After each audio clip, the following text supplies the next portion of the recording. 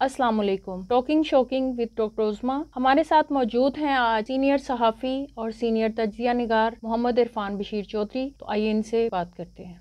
अस्सलाम वालेकुम सर। वालेकुम सलाम। क्या हाल है डॉक्टर साहब, आप जी, ठीक हैं? अल्लाह का शुक्र अल्हम्दुलिल्लाह।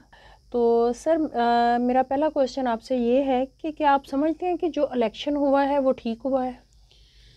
जी, जहाँ तक इलेक्शन का ताल्लुक है तो इस वक्त जो मुल्क की सूरत हाल है, इस वक्त बहुत ही ज़्यादा मसाइल में घिरी हुई है और बड़ी नाजुक सूरत हाल से ये मुल्क गुज़र रहा है। और मैं ये कहूँगा कि इस नई जो यूथ है इनके अगर अज़म जो है वो मुतज़लज़ल हो गए तो ये मुल्क के लिए नुकसानदेह होगा।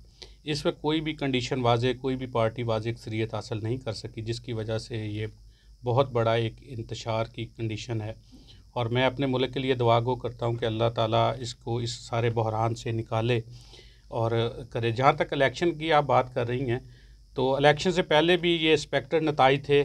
मेरे हिसाब से तो ये ऐसे ही लग रहा था कि यही सारे होंगे, लेकिन इसमें जो मेन हमारे अदारों का, अदलिया का, इस्टेब्लिशमेंट का और बाकी सब अदारों का जो रोल रहा है वो पॉजिटिव नहीं रहा। उसमें वो पहले ही मुतनाज़ा उसको कर दिया गया। और अब जो कि इलेक्शन के नताइज है इसमें किसी भी पार्टी के साथ वाज़ेह अक्सरियत नहीं है। तो हमारा जब से ये मुल्क वजूद में आया है तब से जितने भी इलेक्शन हुए हैं इनको धांधली ज़दा ही करार दिया गया है, और ये इलेक्शन भी इसी सिलसिले की एक कड़ी है। तो सर जैसे कि 2013 का इलेक्शन था तो उसको नाम दिया गया था कि इलेक्शन इलेक्टेड नहीं है, सिलेक्टेड है। तो आपकी नज़र में ये इलेक्शन सिलेक्टेड भी नहीं है, इलेक्टेड भी नहीं है, और हमारे मुल्क की बदकिस्मती है कि अभी 12 दिन हो चुके हैं इलेक्शन हुए और हमें ये नहीं पता कि हमारे मुल्क का वज़ीर आज़म कौन होगा, हमारी गवर्नमेंट कौन होगी, आखिर कौन इस मुल्क के मसाइल को हल करेगा।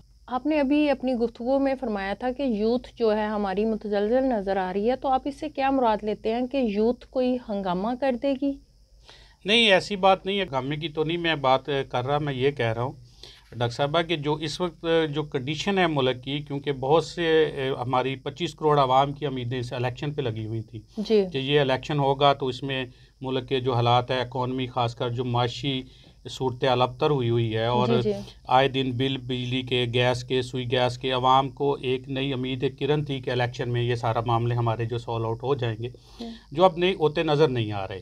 तो इस वजह से मैं कह रहा कि हमारी नई यूथ जो इस वक्त है वो बड़ी डिस्टर्ब हुई हुई है और इस कंडीशन में है कि वो हंगामा तो उन्होंने क्या करना है। अवाम महंगाई की चक्की में इस तरह पिस चुके हैं कि वो बेचारे एहतजाज करने के लिए भी नहीं तैयार होते। वो उनको समझ नहीं आ रही कि हम किधर को जाएं, क्या रुख इख्तियार करें, किस पार्टी की तरफ जाएं।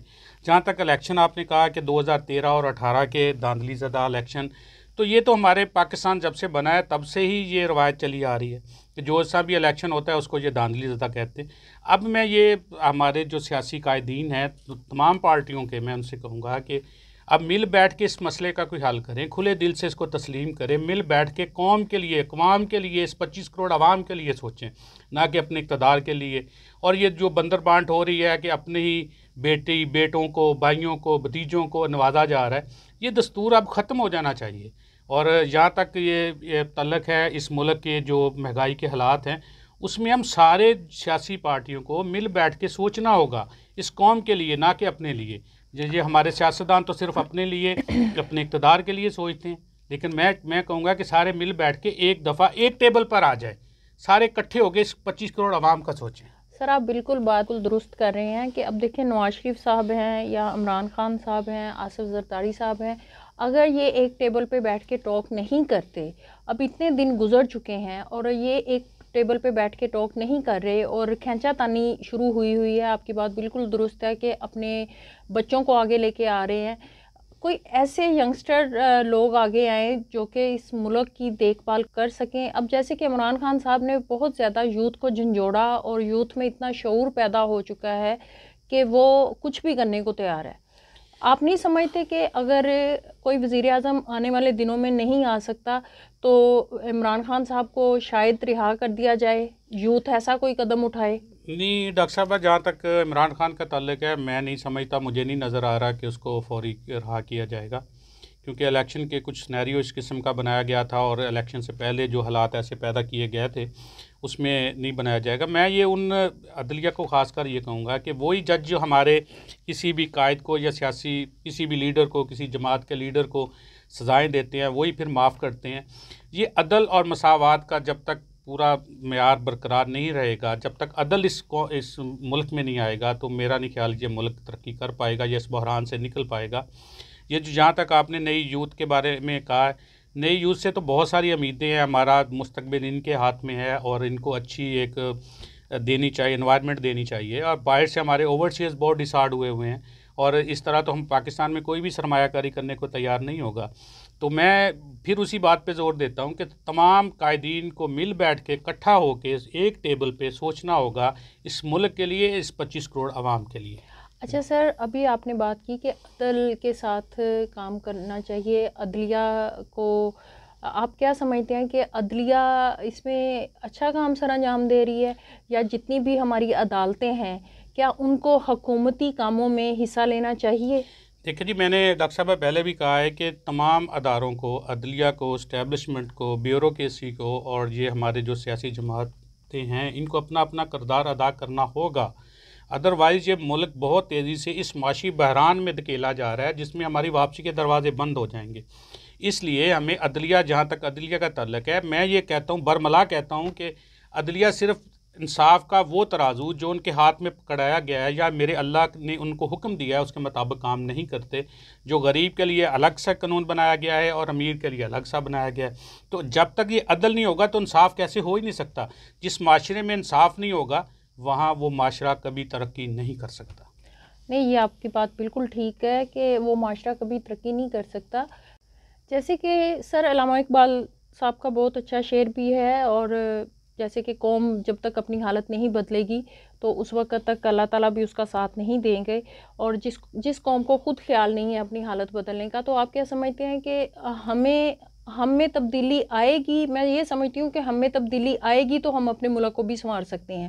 اگر جس طرح آپ کہہ رہے ہیں کہ عدلیہ کا برملا اظہار کر رہے ہیں، یہ بات آپ کی بالکل درست ہے کہ عدلیہ اگر اپنا ہی کام سر انجام اچھے طریقے سے دیتی جائے تو میرا نہیں خیال کہ سب لوگوں کو انصاف بھی ملنا شروع ہو جائے گا، جس کی کوئی غلطی ہے تو اس کی سزا بھی ملنا شروع ہو جائے گی، ٹھیک ہے۔ لیکن یہ عدلیہ جو ہے ہماری گورنمنٹ میں زیادہ انوالو ہوتی نظر آتی ہے، لیکن ان بیچاروں، ان غریب لوگوں کو وہ غریب لوگ پستے رہتے ہیں اور ان لوگوں کو انصاف نہیں ملتا۔ ڈاکٹر صاحبہ، جہاں تک آپ نے اقبال کی بات کی ہے کہ بڑی بدقسمتی سے کہنا پڑ رہا ہے کہ یہ میرے اقبال اور قائد اعظم کا جس پاکستان کا خواب دیکھا، یہ وہ پاکستان نہیں ہے۔ یہ پاکستان وہ پاکستان تھا جس میں دنیا میں وہ اس خطے میں واقع ہے جہاں دنیا جہان کی تمام نعمتوں سے اللہ کی ذات نے اس کو نوازا ہے۔ بالکل نظریہ اسلام پہ اس کو تو رکھا میں گیا تھا۔ جہاں تک کہتا ہوں کہ ہر ادارے کو اپنا کردار ادا کرنا چاہیے، عدلیہ کو اپنا کرنا چاہیے، اسٹیبلشمنٹ کو اپنا کرنا چاہیے، اور پارلیمان کو اپنا کرنا چاہیے، اور بیوروکریسی اور سب کو اپنا کرنا چاہیے۔ جہاں تک یہ یوتھ کا جو تعلق ہے، یوتھ تو اپنا کردار ادا کر رہی ہے، لیکن ہمیں اپنے اداروں کو بھی اپنے فرائض کے اندر، اپنی حدود کے اندر رہ کے کام کرنا ہوگا، تب جا کے یہ ملک ان بحرانوں سے نکل سکتا ہے۔ اور جس چکی میں اب تک یہ پس رہا ہے، اس کو بھی ڈاکٹر صاحبہ ابھی کچھ ٹائم لگے گا کہ اتنی جلدی کسی کو بھی اگر گورنمنٹ دیتے ہیں، کسی بھی پارٹی کی اگر گورنمنٹ آتی ہے تو اس کو اتنی جلدی سے اس بحران سے نہیں نکال سکتی۔ لیکن اس کے لیے سب سے پہلی شرط یہ ہے کہ اپنے دل اور من کو صاف کر کے ایک ٹیبل ٹاک کریں، ایک بیٹھیں، ایک قومی مفاہمت پر بیٹھیں، ایک ٹیبل ٹاک کریں، نہ کہ اقتدار کی سوچ کو بہت پیچھے چھوڑ کر اس قوم کا سوچیں گے تو دین ہم کچھ آگے نکل سکتے ہیں۔ بالکل صحیح سر، آپ نے بالکل ٹھیک کہا۔ سر ایک سوال اور ہے میرے ذہن میں آ رہا ہے کہ آپ نے ابھی بولا ہے کہ یوتھ ایسا قدم اٹھاتی ہے یا ایسا کچھ کرتی ہے، تو آپ کے خیال میں کیا ایسا نہیں ہے کہ جیسے پہلے ایک وہ فلم شروع ہوئی تھی جی نواز شریف صاحب کی، کہ ان کو جیل میں ڈالا گیا اور ان کو پھر باہر بھیج دیا گیا، اور اب ان کو بڑی اچھی وہ لے کے باہر سے مطلب وہ ادھر پاکستان آئے ہیں، اسی طرح اب عمران خان صاحب کے ساتھ وہی فلم سٹوری چل رہی ہے، تو کیا یہ آپ سمجھتے ہیں کہ یہ ایجنسیز کا کام ہے، بیوروکریسی کا کام ہے، یا مطلب جو ہمارے ادارے ہیں ان کا کام ہے؟ لیکن یہ سب ڈاکٹر صاحبہ اصل میں جو اس وقت پوزیشن ہے کہ ہمارے جو ملک کے سیاستدان ہیں انہوں نے عوام کو اس طریقے سے اس جنجال پورے میں رکھا ہوا ہے کہ روزانہ کی بیس پر ایک نیا کاز ہوتا ہے جس میں عوام کو الجائے رکھتا ہے. عوام پہ پھر مہنگائی کے پیٹرول پمپ، بجلی پمپ، گیس پمپ گرائے جاتے ہیں. تو یہ عوام ہماری بڑی معصوم سی سادہ سی عوام ہے جن کو یہ حکمران اپنے اقتدار کے، میں سبھی حکمرانوں کی بات کر رہا ہوں، کسی ایک کو نہیں کہہ رہا، اور یہ سبھی حکمران اپنے اقتدار کی خاطر ہر وہ طریقہ، ہر وہ لاہے عمل اختیار کرتے ہیں جن سے ان کو اقتدار کی کرسی تک وہ پہنچنے.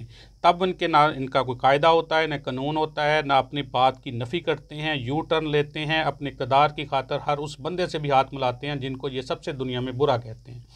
تو یہی چیزیں میں بار بار ڈاکٹر صاحبہ آپ کو کہہ رہا ہوں کہ جب تک ہم اجتماعی سوچ لے کر نہیں چلیں گے تب تک یہ ملک ان بحرانوں سے نہیں گزر سکتا. اب دیکھیں اتنے دن ہو گئے الیکشن ہوئے کو، ابھی تک یہ فائنل نہیں ہے، کوئی بھی گورنمنٹ لینے کو تیار نہیں ہے، اور مختلف شرائط پر ایک بندر بانٹ ہو رہی ہے. کوئی صدر کا مانگ رہا ہے، کوئی گورنرشپ مانگ رہا ہے، کوئی وزیر اعظم شپ مانگ رہا ہے، کوئی منسٹریاں مانگ رہے ہیں. یہ سارے جو معاملات ہیں یہ ملک کے لیے سخت نقصان دہ ہیں، اور ہم ڈاکٹر صاحبہ مل کر یہ دعا کر سکتے ہیں کہ اللہ تعالیٰ ہمیں اس ملک کو اس بحرانوں سے نکالے انشاءاللہ. جی بہت بہت شکریہ محمد عرفان بشیر چودھری صاحب کہ آپ ہمارے ٹاکنگ شو میں آئے اور آپ نے ہمیں بہت سارے مسائل سے آگاہ کیا کہ ہمارے ملک کی ترقی کس میں ہے اور ہماری یوتھ کیا کر رہی ہے، اور آئندہ ایسے ہی پروگرام آپ کے سامنے لاتے جائیں گے جس میں ہم ملکی مسائل اور اپنے علاقوں کے مسائل، ڈسٹرکٹ کے حوالے سے، تحصیل کے حوالے سے آپ کو آگاہ کرتے جائیں گے. جی اب مجھے اجازت دیجیے. ٹاکنگ شوکنگ وتھ ڈاکٹر عظمیٰ کے ساتھ ہم دوبارہ سے حاضر ہوں گے. اللہ حافظ.